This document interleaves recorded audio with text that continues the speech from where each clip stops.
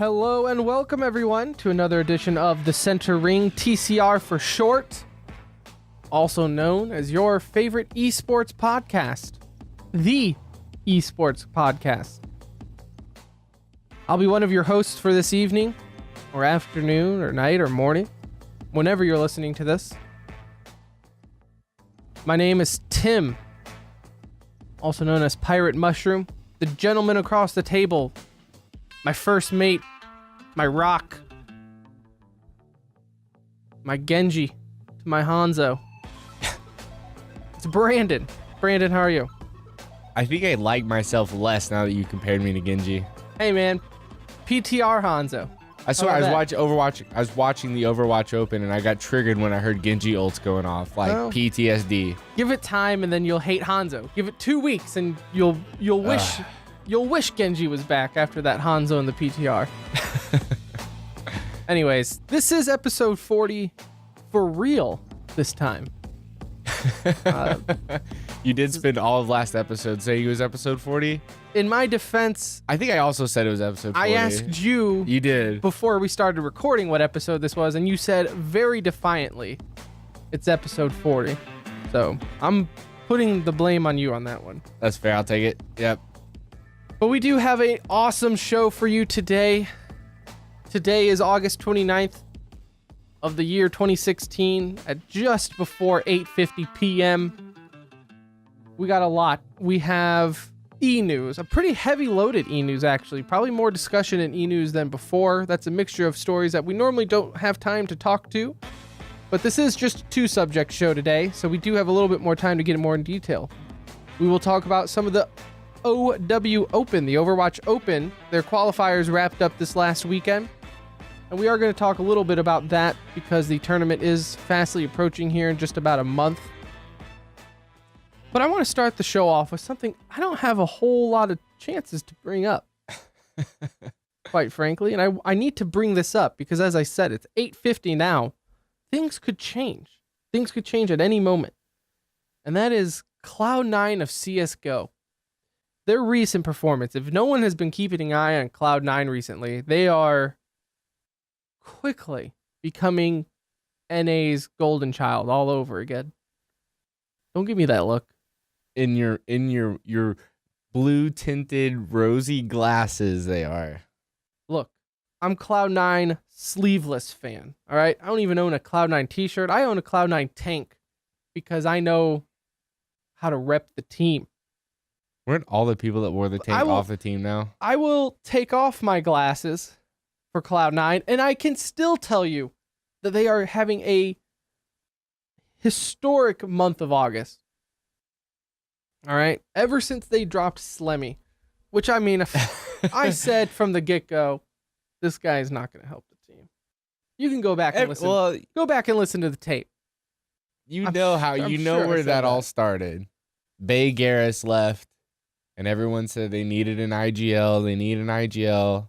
They pick up Stewie, not an IGL. They finally drop Freakazoid and then pick up Slimmy. The idea being he would be the IGL. Well, remember, so Slimmy was picked up April 23rd.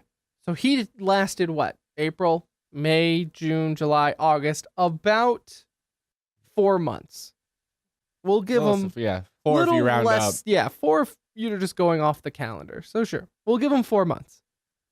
And when he was first picked up, everyone was like, ooh, really, Slemmy? He just doesn't seem to have the skill to back up being on a team like Cloud9. But Cloud9, and even Nothing at the time, was like, oh, guys, don't worry, because his leadership, it's his in-game strats that we're picking him up for. Not so much his rifling skills or his op, but his IGL. He's going to carry us into CSGO lore with his IGL skills. His IGL skills were so on point that they failed to qualify for ESL 1 Major.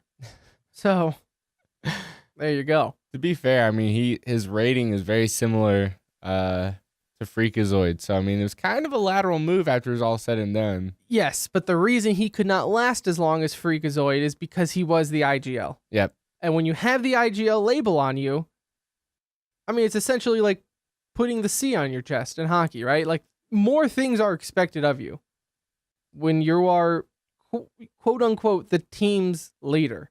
And then you have to feel super bad for him. Because the rumor on the street, he's stepping down to become the coach. And then, bam, Valve drops the ruling. Nuh-uh.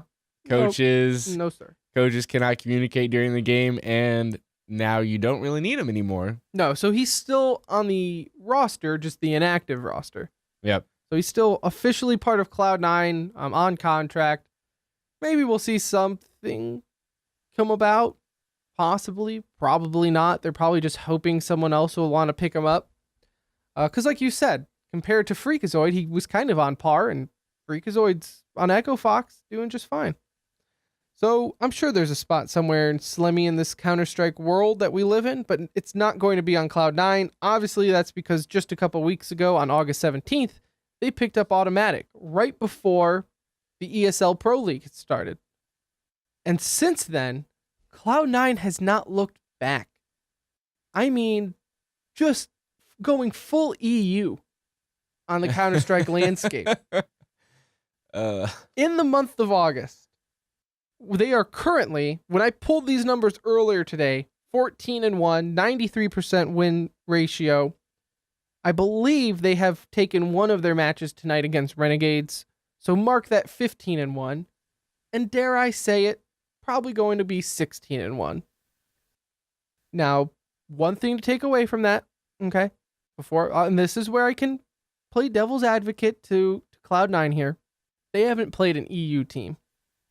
So, they haven't played top talent, is what I'm saying. They've played Liquid. They've beat Liquid a handful of times, actually in ESL Pro League and at the finals of the Cyber Power tournament that just wrapped up this weekend. Another one of those little NA tournaments, but they always seem to have Cloud9 and Liquid in there in the finals, and Cloud9 always seems to beat Liquid when it counts for those little tournaments.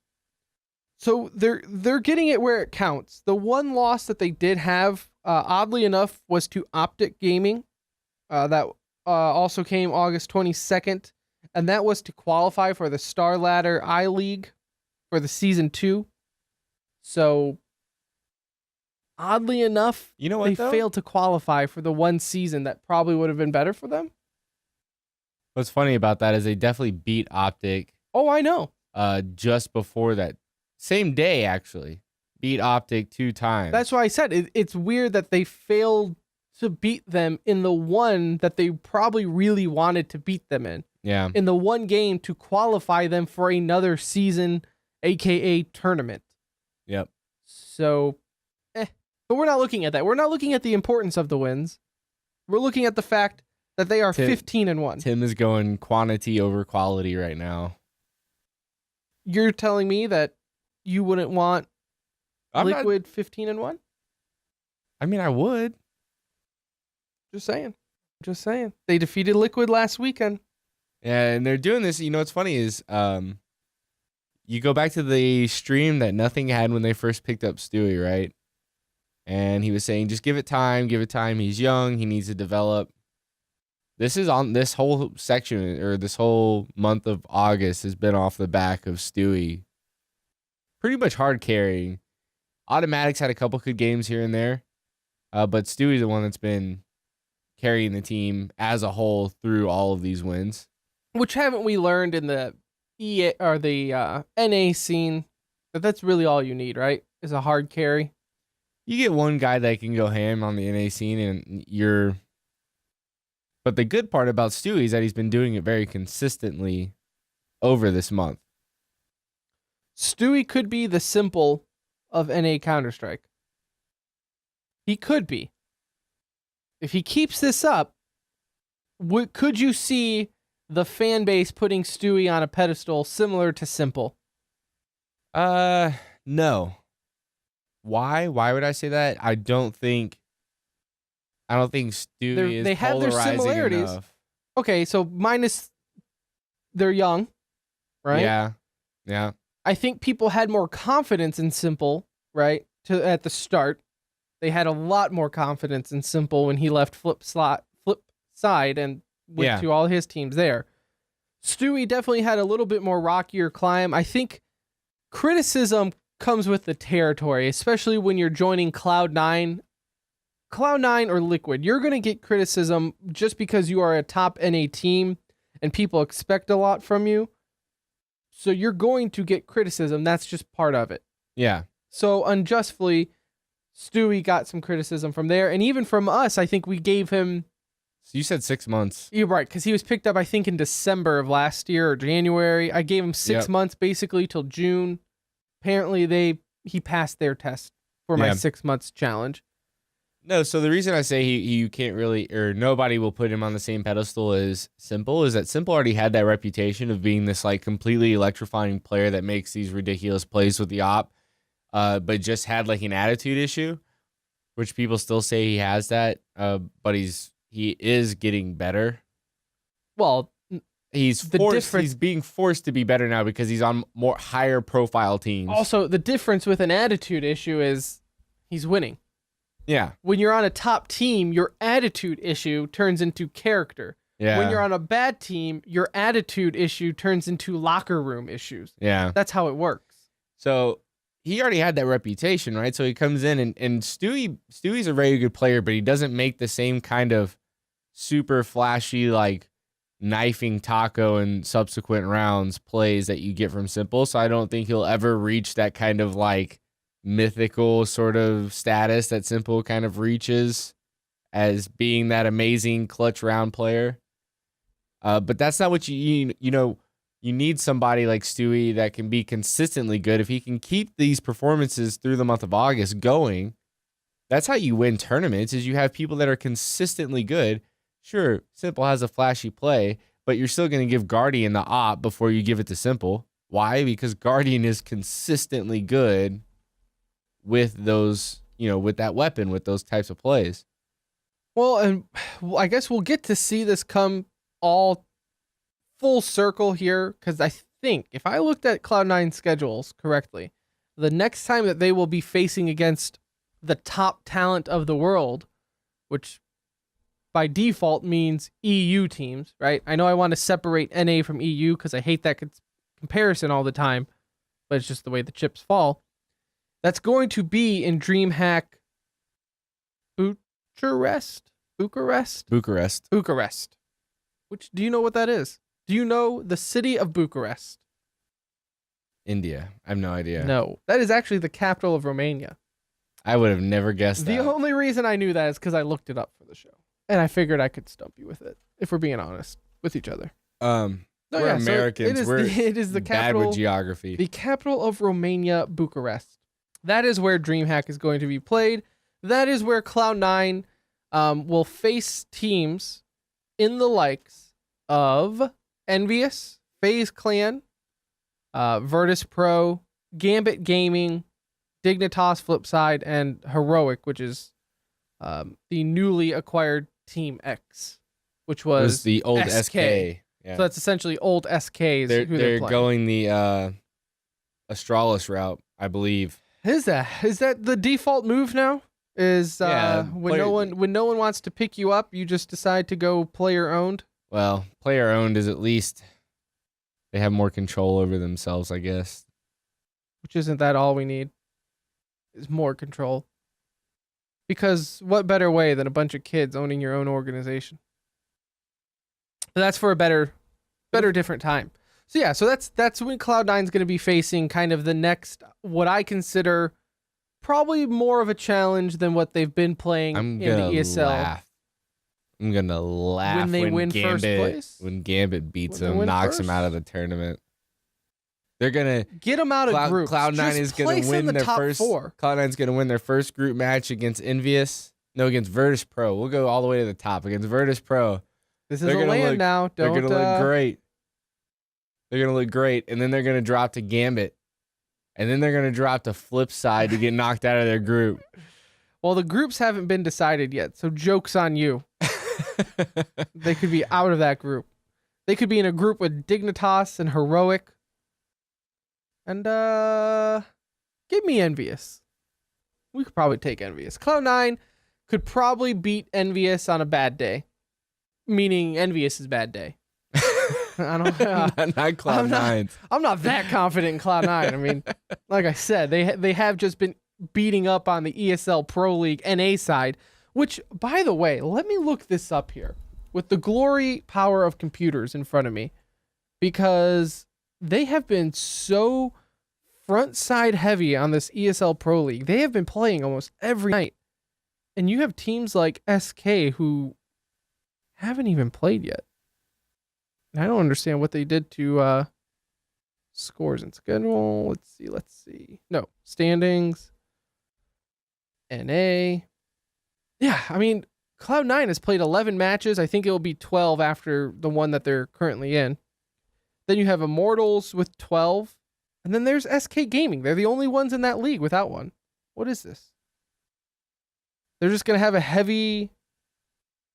Well, they're boot camping with Na'Vi right now, aren't they? Are they still doing that? I guess they're playing tonight. SK is playing tonight. Ooh, against Team Liquid. Get that SK Team Liquid rivalry going up here. Yes, no, they have been. What rivalry? It's just pure tilt.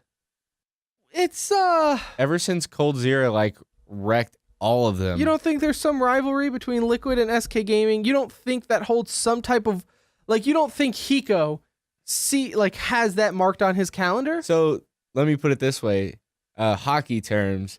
Do you remember how you said just because everyone wants to beat the Red Wings doesn't make them the Red Wings rival?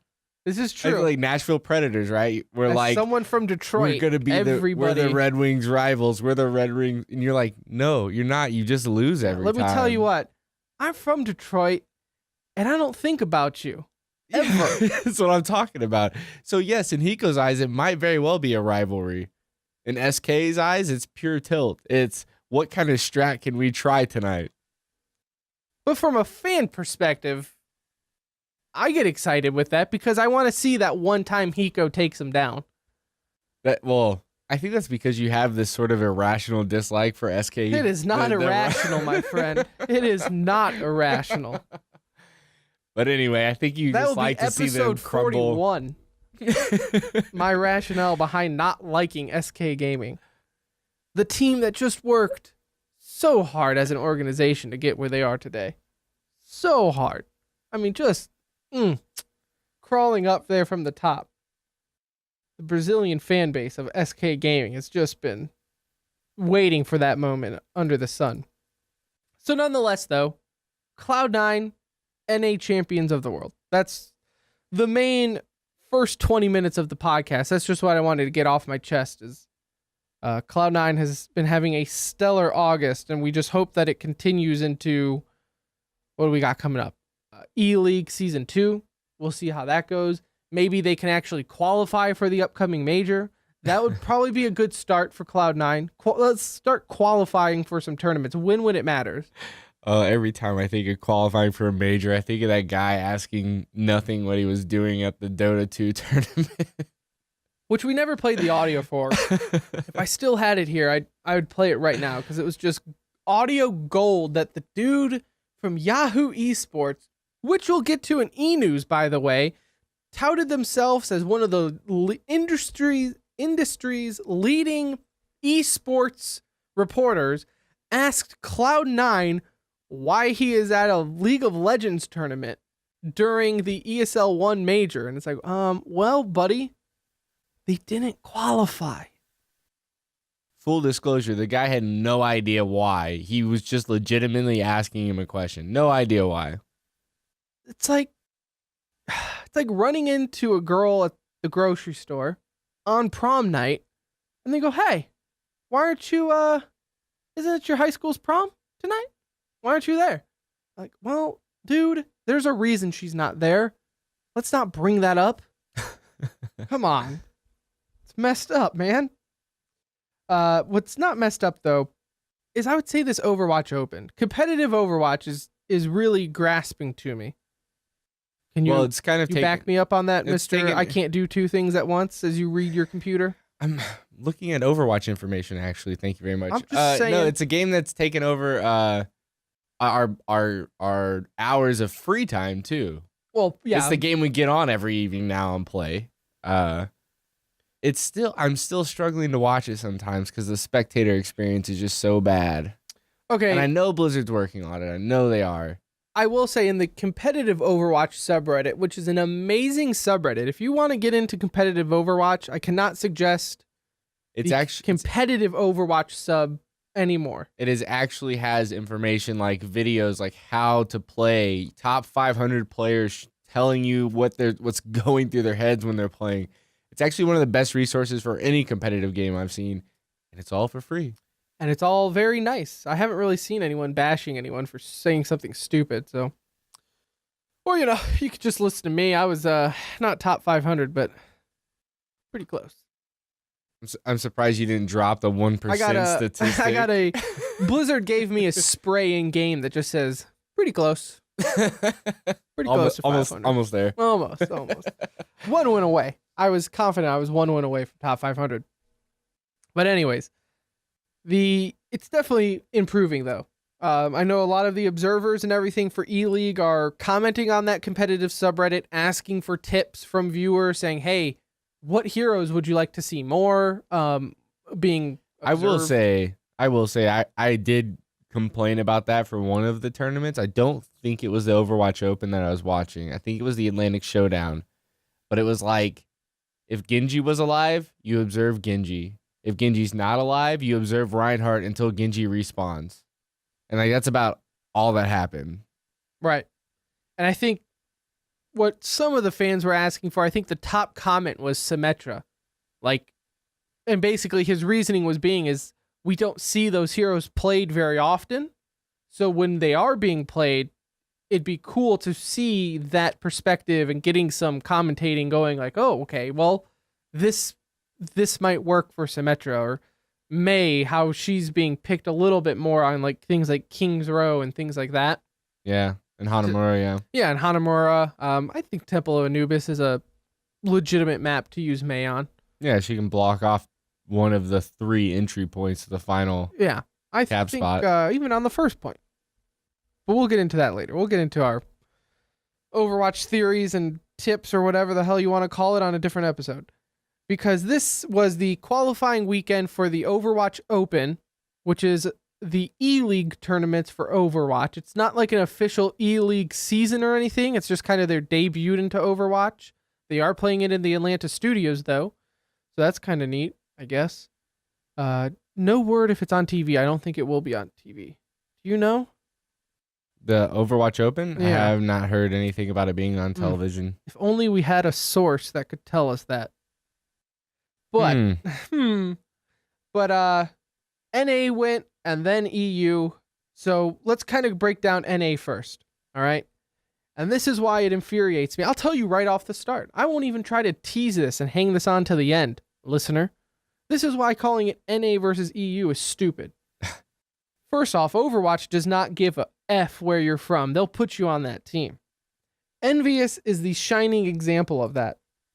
So Envious in Overwatch is currently the top-ranked team in the world and top-ranked team in NA. That being said, they have one player who is North American. Then they have Taimu, which is from Finland, Coco, which is Sweden, Hulk, which is from Germany. You got Chips from Sweden, and Harry Hook from Spain. The only reason, literally like 3 weeks ago, these bros were considered EU, and then they moved to America, and then instantly North American. That's why it's stupid to even try to compare these things as NA versus EU. Just by geography, which I guess how the hell else are you going to do it? I understand that when I said it out loud, it makes no sense. But at the same time, you cannot look at this Envious roster and be like, that's a top North American team. I'm gonna rep the red, white, and blue for them. That makes no sense. Nonetheless, though, they did qualify. Pretty unscathed. Actually, I'm fine with it being. You know what I would rather is Envious is in a organization, right? Yes. So, I would rather the location of the team be based off the organization. Why? Because that would get us closer to having localized teams to root for. Yes, and I don't argue that. I'm not arguing that they shouldn't be called NA. I'm arguing the fact that they can literally just switch like that. And the fact that just everybody in the fan base is going to call them an NA team and skill wise when it's like, I mean, all you did was move, but okay. All right. But then Splice ended up qualifying from that group, the odd group of only 3 teams, because one team ended up dropping out right at the last minute, and Face It and E-League decided, F it, we don't have time, we're going to rock 3-man group. And so Selphus was the only organization that didn't make it out of that group. So no one... You were the first and the only loser. Right. Yeah, no one to join you in your sorrows. I'm sorry, Selfless. Group B, you had Cloud9, 2-0. No big deal.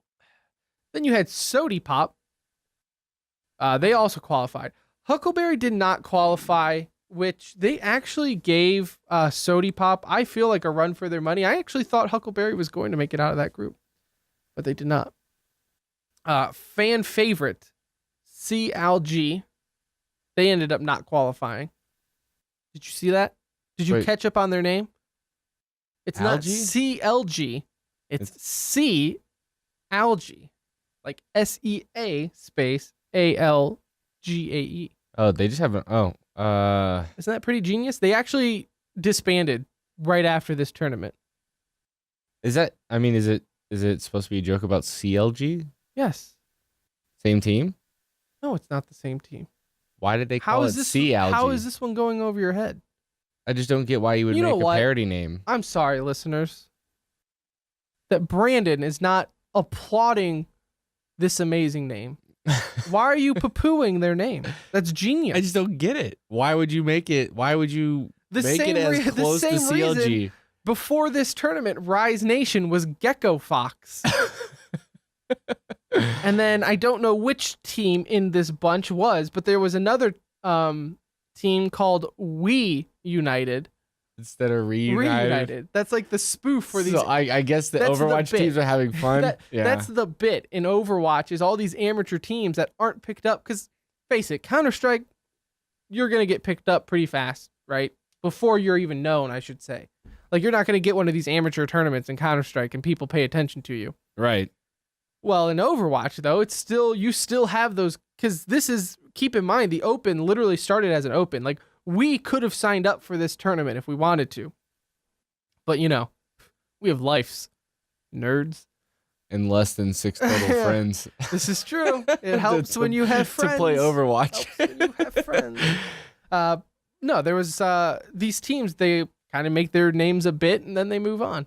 Okay, I didn't realize there was a theme across Overwatch. Yes, I thought these were the sole team that decided to make a parody name. There's a theme where they just kind of make a parody name of actual organization. For what it's worth, Gecko Fox is definitely my favorite. More than Theology. That's an upset. Group C, you had Fnatic and Team Liquid. Colorado Clutch. That was another organization, though, that used to be known as just Clutch. And then they were picked up by an organization, and they renamed them Colorado Clutch. Just sidebar for Colorado Clutch. Hamsword said that he has now been benched, and he doesn't know why, and nobody will tell him. Uh-oh. That's pretty entertaining. The ninja benching that goes on in esports. I mean, it's I'll tell you what's entertaining to me in esports, and it's kind of on the same topic. It's the finding out that you were kicked off the team via Twitter, which happens all the time because no one in esports can keep their mouth shut for longer than 24 hours. Oh, wait, actually, he has released a PR statement on esports official PR press release, a hub twit longer. Twit longer. Listen, I don't want to read your tweets when they're the 142 characters. Don't make it twit longer. That's why we need a player's tribune. Let's see. Go ahead. Oh, this is some major drama now. Oh, man. We have a live development here on TCR. Connor, this is breaking news. Not really breaking. Breaking news when you hear this a week later. Apparently, he got in trouble by the team because he was criticizing the organization for not paying them, when in actuality the org was trying to pay them but wasn't getting money from sponsors. I don't know. That's a bold strategy there, Cotton. So basically, the org was like, look, if you're gonna be a dick, how about this? We're just gonna bench you and have you not paid at all. What's gonna be awesome is that Overwatch has to go through all of the growing pains all the other games have, but like in the limelight. Like, here's Riot Gaming, and they're bitching about franchises and owners uniting against other teams and basically bullying out new teams into the LCS. You have Counter-Strike, where there's like 3 owners who own all the teams. And now you have Overwatch, where they're like, look, can we just have like $1? Could you just buy us lunch? I just want to get paid. Please? Anything? Ah, man, esports. I love you so much. So much. Group D and NA, though, you did have NRG going 2-0. So there you go, Seagull fanboys. That happened. But that was you know what? The first game with NRG, though, was very close, where people were thinking you were going to see 2 upsets in that group. Yeah, and I was just about to say, because that one really, out of both qualifiers, had the only real upset in it. Was Complexity being knocked out, going 0-2 in their matches. That was the really only upset, even on, if you combine Europe and North American brackets, that's really going to be your only upset. Because Complexity, for the longest time, was thought of a top-tier team and possibly one of the best NA teams, if you ignore Envious. So, I just don't think it's fair. But anyway, so Complexity ended up not qualifying at all. In fact, Rise Nation, formerly known as Gecko Fox, they ended up qualifying, or not qualifying, but they ended up getting a win. They went 2-0 against Complexity through their matches. And then Method was the one to sneak by, and throughout all that chaos ended up qualifying. Which is funny is they 2-0'd Complexity as well, and also dropped one to Rise. So like that makes Complexity just look kind of awful. Yeah. Complexity, former TSM, are not really looking their best right now. And one thing throughout the whole broadcast that ZP and Ask Johnny, is that his name? Joshy. Still getting familiar with this Overwatch just talent across the board. They had their points were basically, I don't know their official quotes, so don't quote me on this. But I think they were saying something along the lines of their core, you're going to have to rely on core talent or something along the lines of this. My point being is I think Overwatch has this unique thing of, if you're a lesser team, you're going to have to try and outsmart the better teams. Like, you're going to try to have to come up with a different strategy or a different comp that this other team just maybe hasn't seen before, and try to take advantage of that. And you don't really see a whole lot of variation in the comps right now. And that's one of my surprising, like, you're starting to see a little more of the 3 support comp. Those are coming into play, yeah. You're starting to see the those. The most changes you see, though, are usually like what the flex DPS is playing, like if he's a Reaper or a McCree or Tracer or Genji, and they kind of trade based on how hard they're getting countered. But yeah, you don't really see, I mean, with the 1 hero limit and the fact that there's only a certain amount of heroes and there's very staunch picks in certain groups, like your tanks, you're pretty much always going to have a Zarya, and you're pretty much always going to have a Lucio, and you're pretty much always going to have a Zenyatta until he gets nerfed. Although we did see a lot of Ana picks during this tournament used. And you know what? I think Ana kind of hits that exact spot that Blizzard wanted, where Ana was being used for specific situations and then being changed back out for Zenyatta. Right. Because of her nano boost ultimate, right? It helps teams get through kind of choke points. And that was actually one of the things, I believe it was Rise Nation against Complexity, that was using Ana on the first payload checkpoint on Dorado. Using Ana to push through that bridge choke point and move the payload up, and then switching to Zenyatta and going back to the normal strat. And I think that's what those lower quote unquote tier teams, the more amateur teams are going to have to do. Like you always hear about this EU strategy versus NA, and EU is always kind of ahead of the curve. The only reason they're ahead of the curve is because what they test out works. Like, let's not act like it's some crazy thing that they're doing over there. They're just, what they're doing is working. And it, for whatever reason, seems like NA teams who are made up of all Europeans are not trying, like they're not trying to fix what isn't broke. And that's something though that these European or these amateur teams I think are going to have to try and do. And even if it's like you said, like, hey, let's use Anna for this first point. Let's get in there. Okay? And then on the second point, just go at them with a completely different look. Yeah. Like if you hit that first point hard and fast, you're going to have what, 5 to 6 minutes on a good first point push. I'm thinking like Temple of Anubis. If you have 5 to 6 minutes to push that second point, you can go at them with completely different looks, make them switch to counter what you just used on the first point, switch and hit them with something completely different. Like try to get them with that element of surprise with a different type of roster. But that's just what I was noticing there, and I felt like some of the more analysts or casters of Overwatch, I felt like they weren't thinking the same page as me, and so maybe I'm wrong. Maybe I'm wrong. I don't know. You could tweet the show at the Center Ring on how wrong or right I am.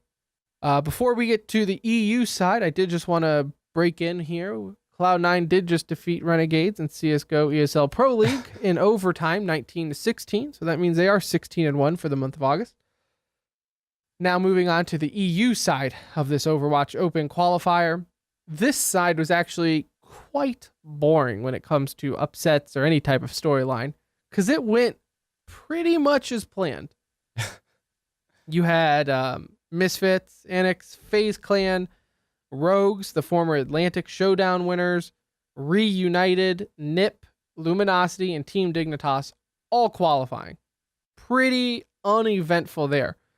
You did have Team Dignitas and OW Kings. That was one where, so OW Kings, I felt like had some pretty good momentum in the Dignitas match, but then as anyone who has played Overwatch knows, it's a fickle beast and it can just go so wrong so fast. And that's what happened to Overwatch Kings to me.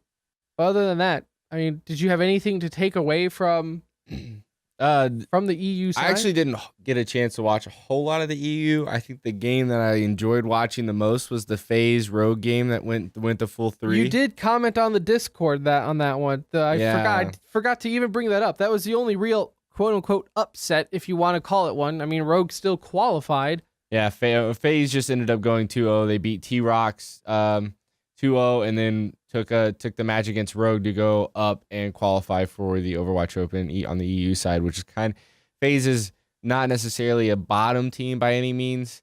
They're kind of a mid-range team, but have showed kind of a little bit of adaptability. The casters were talking about Rogue. Rogue has a tendency to be very prepared for like the typical meta, but when you throw things at them, that's a little different. They seem to struggle a little bit in adapting to it, and I think FaZe kind of just managed to steamroll them a couple times, or snowball them a couple times, to kind of take the lead on that one. But that was the only upset that really happened throughout the entire time. FaZe is another one of those teams. 3 Americans. Gosu Gamer considers them American on the EU side of the OW Open. Riddle me that, Batman. I'll riddle you this. Wait, isn't FaZe a US org too? Because I thought they were big in Call of Duty. They are. So why are they on the EU side? Because it's stupid. Do they get to just pick? That's why. I don't know. I don't know where Overwatch is coming up with this. It's just Overwatch has its own rules when it comes to how to break up a bracket. This is why it's stupid that this is my only beef, that it's NA versus EU in the end. Because the teams are so melted together, which I love, by the way. Don't get me wrong. I think teams should be melted together for the reason that you were saying. The same reason why hockey teams are melted together, or NBA teams, or football teams. because you go out to get the best that you can get. So that's why I have no issues with, NA playing with EU players. I have an issue when we have to put a label on things and make esports NA versus EU rather than just team versus team and let people be fans of the team. Because I love FaZe. You know this. I almost bought a FaZe jersey and I regret not getting one. Those are pretty sick jerseys too. Dope looking. Yeah. I will definitely get one at the next event we go to. But that's my beef with it. It's a US organization. Over half of the roster is US. I don't know why they're based in an EU bracket. If you do know, let us know. Why are they doing this? Who picked these? Are you responsible? Come forward. Tell us now. I don't know. It's stupid. I'm going to enjoy the hell out of the games no matter what, because I don't look at esports with this EU versus NA bullshit. I just look at it as a good team versus good team. Cloud9 versus the world. On. Cloud9 versus everyone. That's how it's going to be. But I think, let's see here. So if we're looking, because the way they're doing it is, if you haven't noticed from our discussion, is that the finals in Atlanta are going to be NA versus EU. So you have the top NA bracket going against each other. That's going to be September 25th through the 26th. And then EU is playing each other the 28th through the 29th. So that's a month. I don't know what they're doing in between, but I might have an idea, but we'll see if I'm right or not. We'll bring it up in the e-news. A tease? A little bit. It's a little tease for the e-news. All right. Let's get this going then. What is you this? Jump right into let's jump in it. You can't bring that tease up and then just. All right. So the teams for the Overwatch World Cup have been announced. Oh boy. I'm just gonna say Team USA because, quite frankly, there's like millions of countries on this list with teams. Team USA is gonna be Seagull, who's the captain. He received 57% of the votes. Of course, he's like, "You ever want to come on the show, Seagull? Hit it up. Sent you a DM." He got all up in your DMs. Stir, Tailspin, Adam, Gods, and Messer is gonna round out Team USA. So the interesting thing about these teams, and we kind of talked about this when the voting process started. It's fan voted. The people in the regions aren't necessarily the best players in the region. Like any other stupid all-star game. So I'm just gonna throw this out here because this is I immediately looked for her name. Yes, I said her. I immediately looked for her name in Team Mexico because she was linked in the original discussion about who should have been able to qualify for this tournament.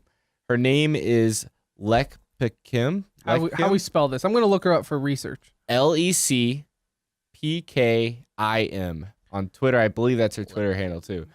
All right. She received 45% of the vote for Team Mexico. 45% of the vote. The only person that received more was the captain at 54%.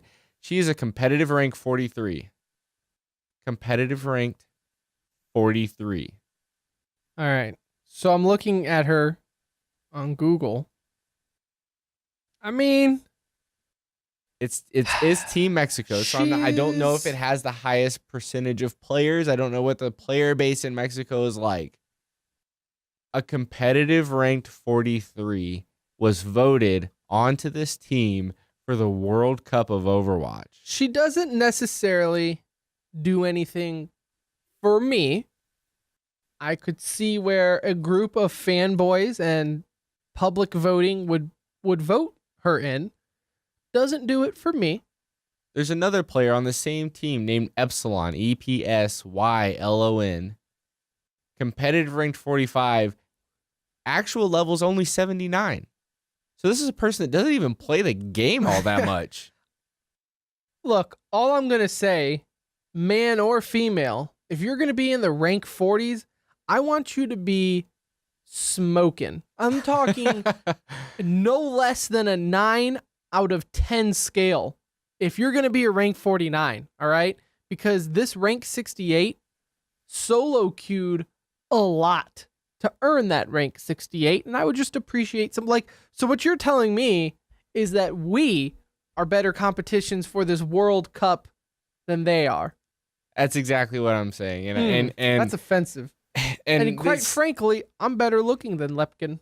So I'm like I said, don't want to shine the light on her specifically because it's all throughout these countries. Well, you know have what? Like United States. It's her own fault. You have United States, Canada, Sweden, the big esports countries that you hear of all the time that have the actual top competitive talent playing for it.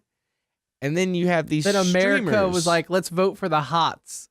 Yeah, and then you have the streamers that were listed and invited to participate because they're popular streamers by Blizzard. This is why fan voting is stupid.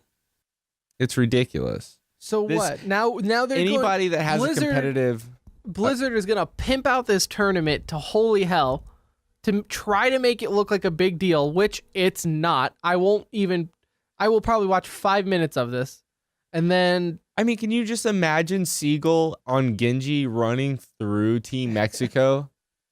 Like, he could play by himself and probably beat this team. Yeah. A bunch of rank 40s? Definitely.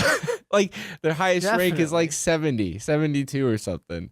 And then you got a 50, a 45. I swear to God, if I see any of those guys, if Lepkin goes Torb, I'm uninstalling the game. I'm going to give up on Overwatch if any of these rank 40s pick a Torb. Well, hold on. I could her most played hero, according to this, is Zarya, Roadhog, and Tracer. So apparently she's a tank. Okay. It's going to be even more entertaining to watch her most played when you're rank 40. That's true.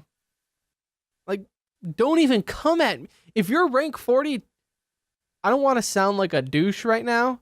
Don't come at me with your pro tips. Just don't. We play a different game. Not saying that your strategy isn't going to work, but your strategy is going to work for rank 40. Oh my goodness. She's only played like an hour of Zarya and less than an hour of Roadhog and competitive. I give up on you, world. Everyone should be ashamed of themselves who voted for this. 54 hours on Roadhog in non-competitive, in quick play. I give up. I work hard to try to be noticed in this world. But this, I would say... So what I'm saying is Overwatch show... 6 is getting more I'm going to open E-News with saying the Overwatch World Cup is a complete waste of time, Blizzard. Good job. Yeah, maybe we'll do a clutch or kick next week, and that will be on it. Even though I have a feeling that we are pretty dead even with that one. One thing here that's a little interesting for E-News is HTC hints at canceling their LCS sponsorships as Riot and LCS owners' dispute continues. Mainly, this is all stemming down to same old, but it's just Riot and the owners are kind of butting heads, or they're butting heads with the community. Essentially, where it comes down, though, is where HTC is getting involved. So HTC obviously is creators of the Vive, the VR system. And they are like, okay, well, we're going to try to get players in our advertisement and doing all this. Well, in the commercial, HTC would have League of Legends players playing Counter-Strike. And that was the big no-no for Riot, is, hey, don't have our players play other games. Like, don't show them enjoying something other than League of Legends. We need to create this persona that all they do is play League of Legends. Heaven forbid if in a commercial they're playing Counter-Strike. And vice versa, though. They had, Counter-Strike pros playing other games. It was HTC's point was that it was purely just for the sake of advertising. Like, they weren't advertising Counter-Strike, numbnuts. They were advertising the Vive and, like, the spectating capabilities and all that of it. Well, League of Legends, or Riot, I should say, stepped in and made them pull the video off of YouTube. HTC came out and basically said it's becoming difficult to justify our investments into the scene. AKA, like, we're giving you money. Let's not bite the hand that feeds you. And then also they came on and said sponsors are now very limited in what we can do to market our brand and products while still supporting the League of Legends scene. Which are pretty strong words. Like, it's becoming difficult to justify our investments. Like, that's probably not something you want one of your top sponsors saying. So we've talked a lot in the past about how much having control over a league is good or bad for that league. Do you think Riot is starting to overstep their boundaries with the controls? Yes. And I'm going to say yes. And I think historically, I have been kind of pro Riot. Like, I have too. Like, I don't follow League of Legends. You don't follow League of Legends. Anyone who has ever listened to this show has known this might be the 4th time we've ever brought it up. But every time we bring it up, it's always based off of some controversial thing that Riot has done.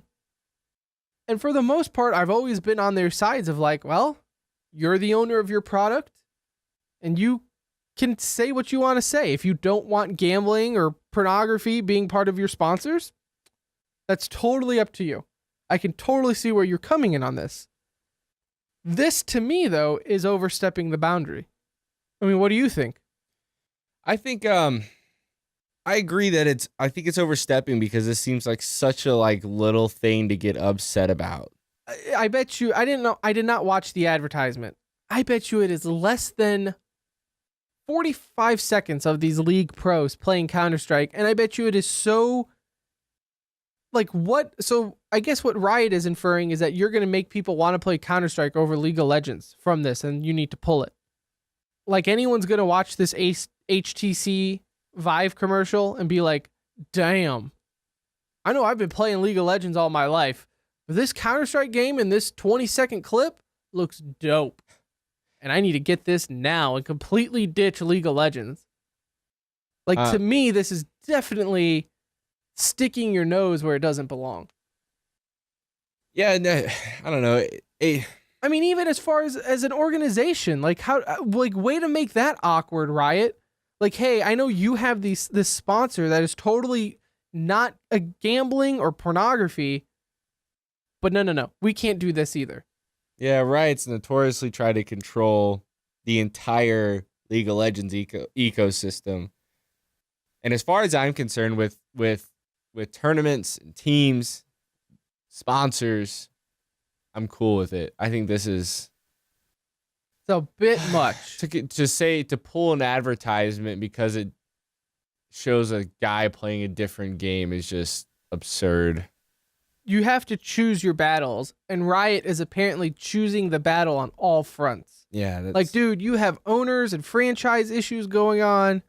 You have a constant struggle with Richard Lewis just completely destroying your community. Then you have the sponsorship issues, and now this, where you're sticking your nose in straight up fighting the sponsors. That's not good. It's not good at all. It's going to make other sponsors not want to do business with you. If you're going to give the sponsors rules, let me tell you what, the people with money don't like being told the rules. So we'll see where that goes. If HTC will stick around for the LCS, which will ultimately mean Riot is going to have to bend their knee on this rule. Riot is going to have to bend the knee to their sponsors, which when was the last time you saw Riot Gaming submit to anyone? Never. Yeah, we'll see though. HTC hasn't pulled out yet. We'll see if they do or not. It might just be threats. Yes. Who knows? Yeah. And anyway, so another big thing happened in esports this week, and you have a little bit more on that than I do. GGA, Good Game Agency, started by Alex Garfield, which was the backbone for teams EG and Alliance. Hold up. Did you just say a guy was a backbone for 2 teams? What the hell, dude? The company was. What is going on? What sneaky? Oh, yeah. Oh, so this garbage is okay. Were they trying to pull on us? For those who aren't aware, because we're having 2 games references crossing right now. The streams are crossing. Reference game on point, bro. Oh my God. Counter-Strike. There's a gigantic controversy in Counter-Strike about how MTG and Jan Tilgers owns 80% of European Counter-Strike tournaments, teams, everything. Even side companies. Yeah. Even news companies. Agencies and news websites. Which I will say this on the show, and I will give you prop, because I told you yesterday I'm going to give you props on the show, and I will. Because everyone knows 56 minutes into the show during E-News is the prime time to give shout-outs.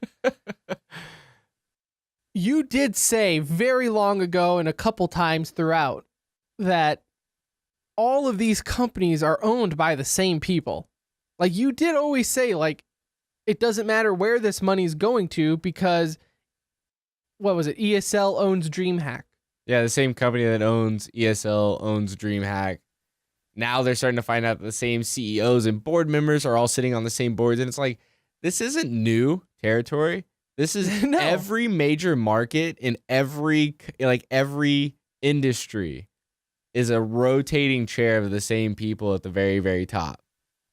That's Not how it saying works. it's right. Yeah, that's just I'm how not- it all is. Look, I would definitely not want professional sport teams to be owned in the same league by multiple people.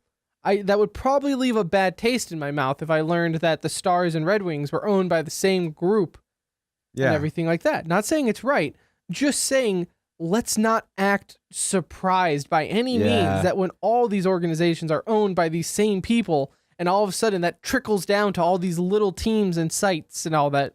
But anyways. But people get up in arms about it, and there's an infographic floating around Reddit now of all the connections, and most of this started because of Richard Lewis releasing videos on it and digging up information, whatever. Back to the actual story, GGA has folded. All of the leadership is gone. People are upset. They liked GGA. It was one of the few organizations that put a lot of the players first. Like, there wasn't a whole lot of, or that I could have found anyway. They were fine. There was no real big controversies that went on. GGA was bought by Twitch, which was subsequently owned by Amazon. That happened in 2014, and now we're in 2016. EG, for the most part, has been completely disbanded. People are saying it's over, whatever. I'm sorry, Alliance. People are saying it's over, it's done. EG has not released a statement. There's people still saying there's things going on behind the scenes, so who knows, we might still see an EG team, which was arguably the more popular of the two. But yeah, GGA is gone. Alex Garfield is a beloved CEO, I guess, in esports. I don't follow Dota 2 all that much, so I didn't really hear of him. But he's done. He's done for now. It does make me sad to hear Alliance is no more because, like I said, Admiral Bulldog and all those guys, they were the ones who got me into Dota back a couple TIs ago. And to see that, I always felt like they were, to me, a staple in Dota, a staple in, kind of my fandom of the game into the pro scene. So it does suck. I guess there's just not a whole information, though, on why. No, there's not been any statement. All the news that's actually come out from it has been from people on Twitter talking about how they're done, or the company is folded, or it is no more. There's a bunch of like what would you call when they do it on Facebook? It's called vague booking, where they're like, the time is darkest now, but only darkest when you can see the stars.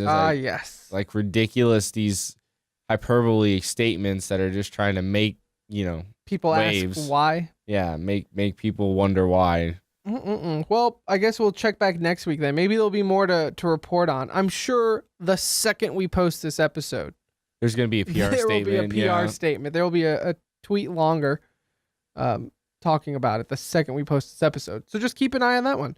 I have a few others here. Mewtwo King had quite a busy weekend. Let me pull up my notes here so I can take a look at Mewtwo King's weekend in the meantime. A weekend of Smash, or was he like trying No, yeah. water skiing or? No, yeah, he just went on vacation, man. He had a pretty big weekend. Hung out. Like I know you follow him, so I wasn't sure. Just got some laundry done. Hung out. No, see, guys, pro players are just like us. Yeah, they're just like us. No, in Shine 2016, he had quite a big weekend at the Super Smash Brothers tournament this weekend. So big, how big, you ask? He got first place in the Melee singles, first place in Melee doubles with Plup, fifth place in the Smash U singles, and first place in the Smash U doubles. So we got 3 first place finishes and 1 fifth place. That is not a bad weekend. Not a bad weekend at all. Especially, I mean, what was the money like for that? I don't think it was anything groundbreaking. I just closed the tab. Oh no, here it is. No way. For the listeners at home, he just had a very surprised look, and I don't know if it's a he made no money surprise look or he made a lot of money surprise look. I mean, about $4,000 for the singles. He made 2 for that. So about 10, 15 maybe. I wouldn't even say that because he only won $241 for 5th place in the Wii U singles and $900 in the doubles. So you split that. I mean, he walked away with like what? 5K, a little over 5. Yeah, a little over 5, 6 just. So yeah, That's the sad part about the FGC. It won't. The tournaments are so he good. Can't and the quit his day job. Yeah, and the players are so consistent and they play so often. It sucks to see him struggle. Well, the thing with FGC though is a lot of those tournaments are based off of like the entry fees and stuff because they are more homegrown tournaments. Yeah. So a lot of it is still based off of that. I still feel like Nintendo doesn't give it nearly enough love as far as being competitive and trying to help grow that scene. I mean, you think about Counter-Strike now where people are throwing $1 million prize pools at just about everything. Yeah, well, and even like Rocket League announced that season 2 is going to be like 250,000 for their prize pool. It's like you have all these other esports are basically, whipping out their measuring sticks for their prize pools to see whose is bigger. And then here you have SGC that are just like, yeah, $500, whatever. But what's good about that though is it's not a bubble, right? So you're not going to if the market collapses.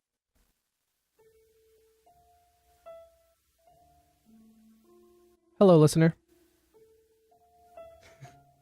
Tim K here, aka P-Shroom. Did you notice how in the last sentence Brandon was saying it cut him off in the middle of his word?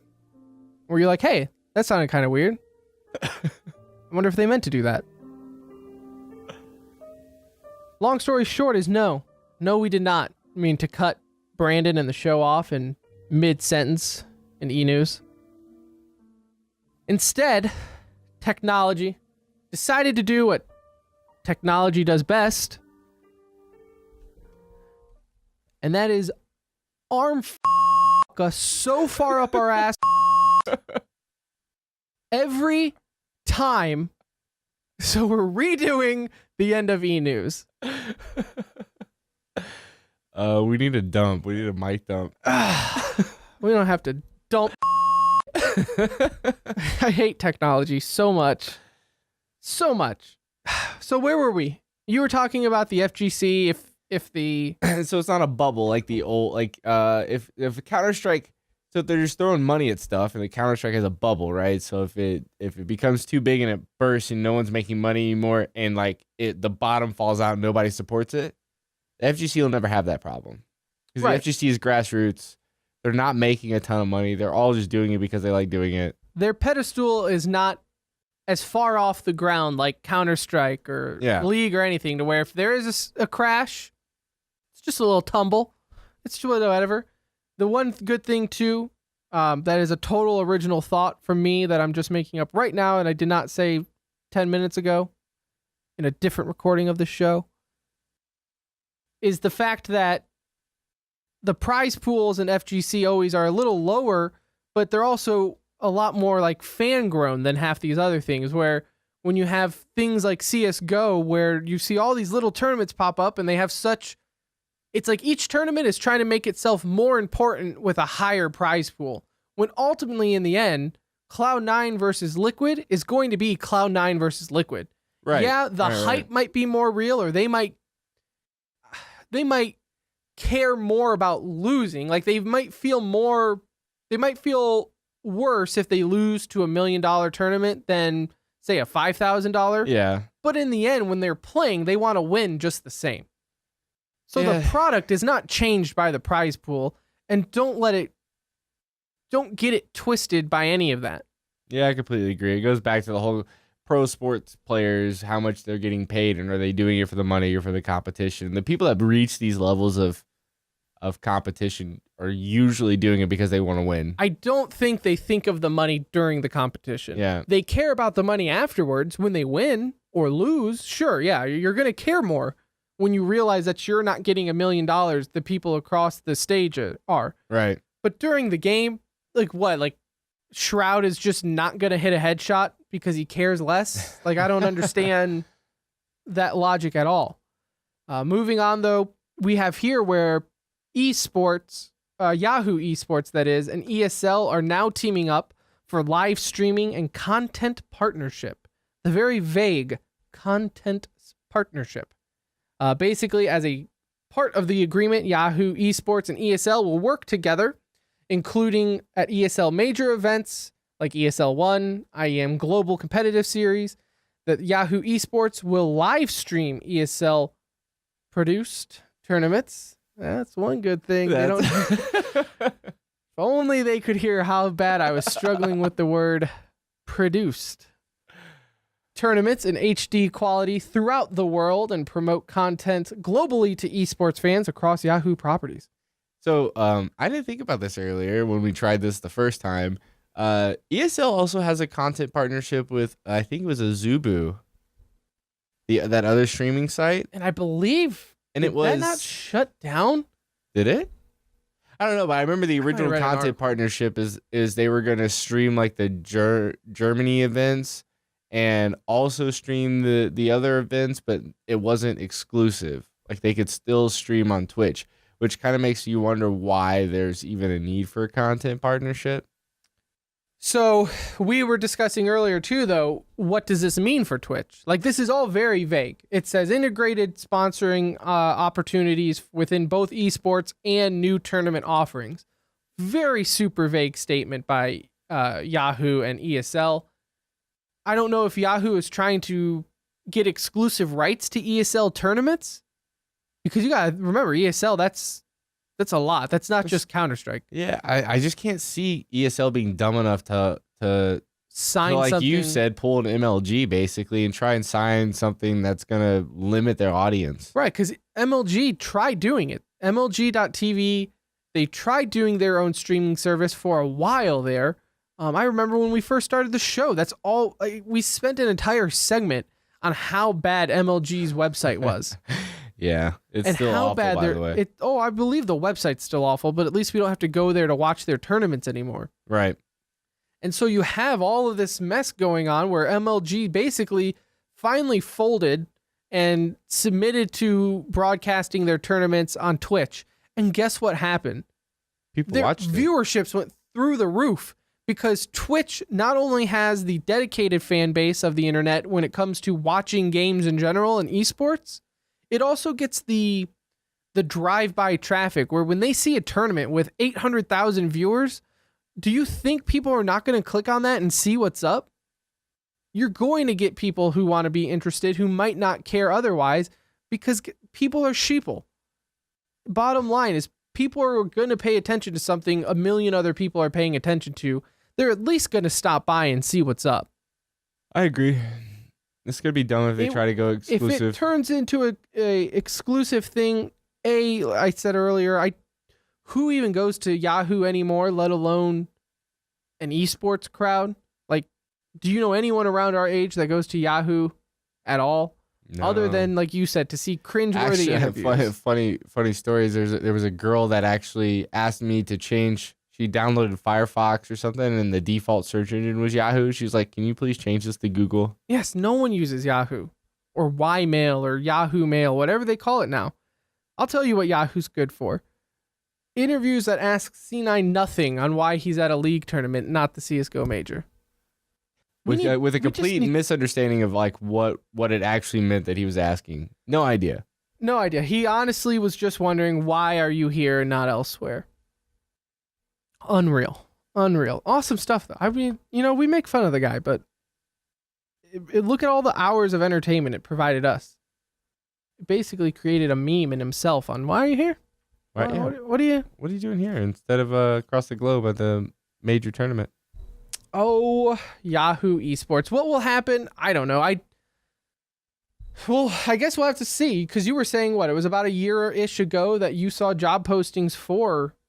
Oh, yeah. So, yeah, Yahoo is looking for live video broadcasting engineers, people that could create the actual streaming service. So they're trying to get into streaming similar to Twitch. And this is obviously going to be the fruits of that labor. They're going to be streaming ESL tournaments now. Hopefully not exclusively. We can all hope, because it'd be hard pressed to get me to go to yahoo.com. I just don't want to see Counter-Strike suffer because ESL is greedy. Right, and that I could see the viewership taking somewhat of a dip because it's on yahoo.com, where no one will see it. No one. You won't have advertisement on Twitch for it. Nothing. Twitch will not advertise Yahoo streaming service. It's not going to happen. So you're going to see a dip if Yahoo decides to do that. And I think it's hurting everyone. It's hurting CSGO, hurting Yahoo, hurting ESL. But it won't hurt us, because we will be here next week. We will be here the week afterwards. We will fight on. Through technical difficulties and all, we will return to you, the listener, because that's how much we care. We were going to walk out, and I was like, no. These people need this last story again. The first time around, I made a funny joke about how, we'll get to that joke in a second. You're gonna rehash it? Because it was awesome, and no one got to hear it. Anyways, you can always check us out on Twitter at The Center Ring. Let us know how we did. We love doing the show for you, and we love hearing from you. You can find me on Twitter at Pirate Mushroom. You can also follow Brandon at Brand Any New. You can also check us out on our website. It will have all the latest audio podcasts. It will also give you every way you can hear us, such as iTunes, Stitcher. There's a link to a non-existent Twitch app, by the way. Channel. It's existing. It's just we don't do anything on Twitch yet, but we will. We will. Episode 50, I think, is our goal for that. What else? Outdated YouTube videos. You can. I think we're like 4 episodes behind If you're now. really interested in watching or listening to our episodes on YouTube from 4 episodes ago, go for it. I don't know. We're slow on that. I'm sorry. It will help when we're on Twitch. I promise. You can also email the show. That goes directly to Brandon's inbox. I don't look at them, but he will surely look at them and respond and forward me what is important. To rehash a joke, you can send him dick pics. I promise this was way more funnier when it was organic. It's still pretty funny, but yeah, not quite. Definitely send him dick pics. My one request is, if you send Brandon dick pics on tcr.gg through the website, if you're going to do that, I want to see a follow on Twitter, and I want to see a retweet or a share. All right? For every dick you send us, I want at least 3 more listens from other people. That's the rule. All right? Dick, I want 3 listens. If you include the shaft and the balls, I want 5. So let's get this. Dicks out for TCR. Oh, wow. I'm so down for that hashtag. I love that hashtag. Hashtag dicks out for TCR. Let's do this, everyone. Anyways, episode 40 in the books. Again, I hope you really enjoyed it, because I know we sure did. We will be back next week to talk about whatever the hell happened in between now and then. Until then, dicks out for TCR.